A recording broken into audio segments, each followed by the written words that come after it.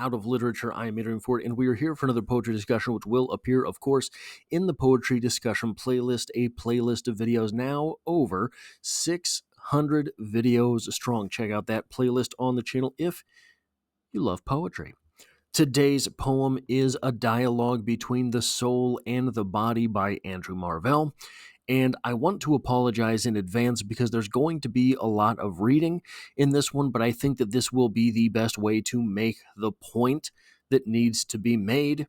And if you are here because of a class, I think that you're writing a paper on this poem, there will be a payoff there for you as well, possibly a payoff there for you, especially as this is not really the type of reading that I normally give, but often shades of this creep in. Soul. Oh, who shall from this dungeon raise a soul enslaved so many ways, with bolts of bones that fettered stands in feet and manacled in hands, here blinded with an eye and there deaf with the drumming of an ear, a soul hung up as 'twere in chains of nerves and arteries and veins, tortured beside each other apart in a vain head and double heart, body. Oh, who shall me deliver whole from bonds of this tyrannic soul, which stretched upright impales me so that mine own epic precipice I go, and warms and moves this needless frame. A fever could not. A fever could but do the same, and wanting where its spite to try, has made me live to let me die, a body that could never rest, since this ill spirit it possessed.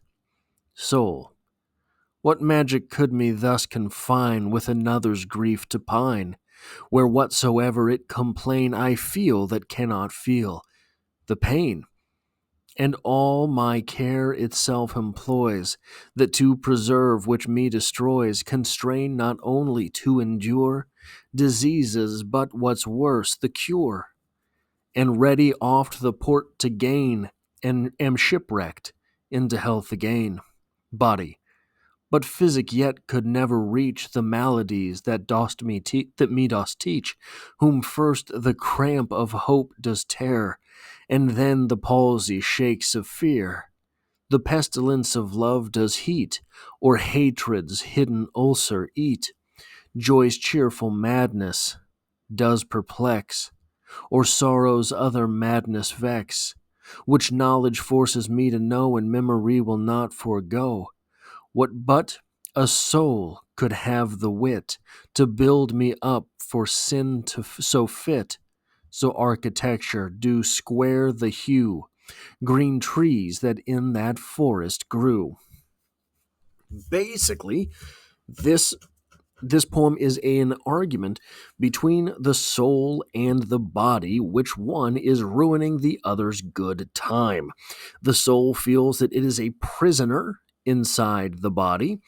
The body feels that the soul is torturing it with restraints and punishments.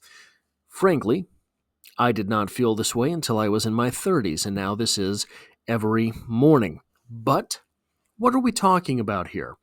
The body wants to feel good, the soul wants to be good in more or less terms. I think that you could argue these things the other way around, but I want to make an argument as to what I think are sort of the principles behind this, the principles of asceticism and epicureanism.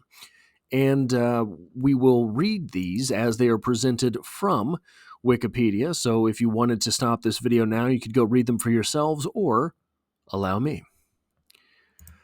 Asceticism is a lifestyle characterized by abstinence from worldly pleasures, often for the purpose of pursuing spiritual goals.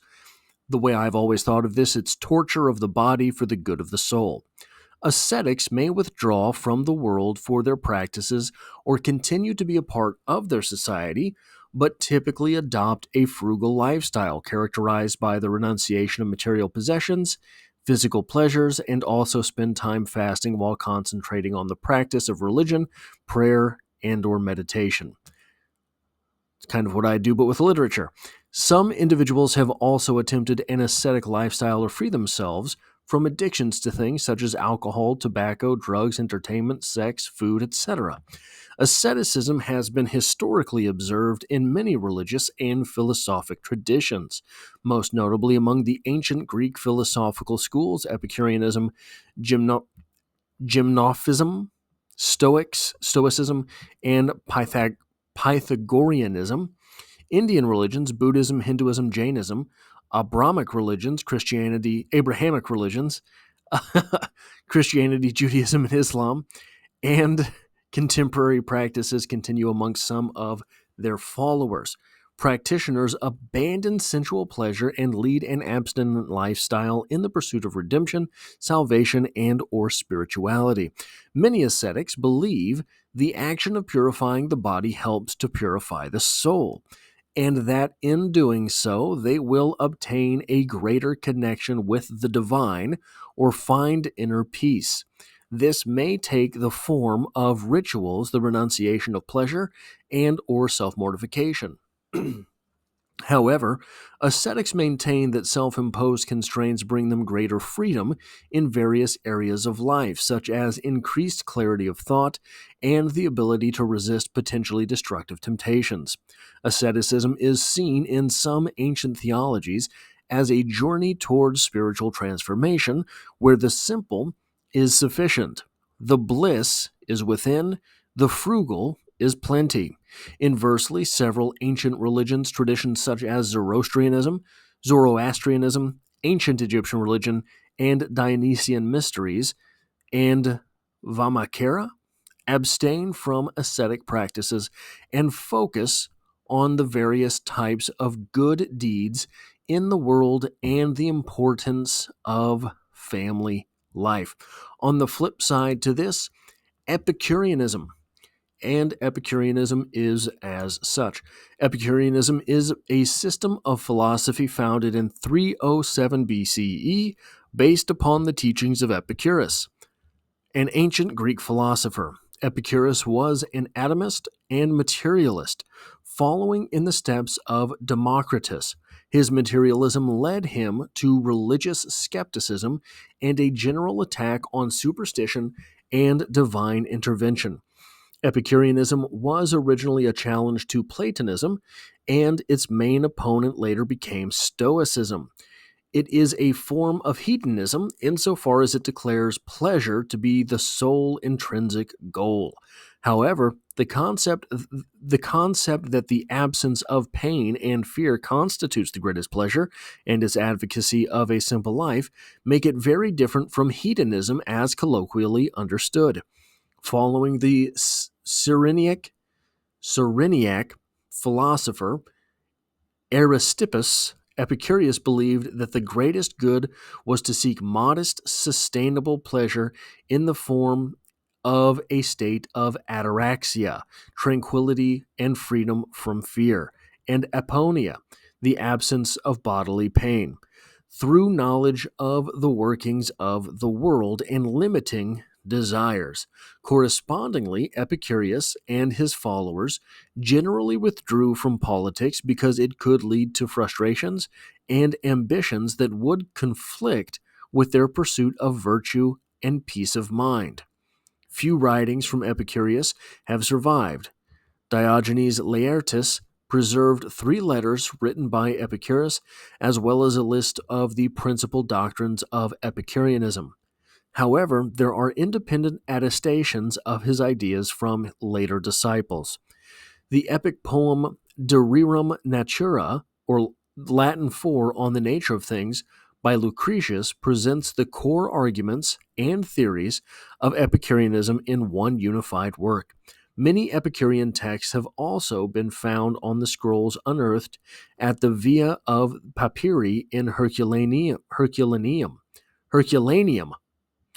This, if I'm not mistaken, is very new. The Herculaneum texts, they were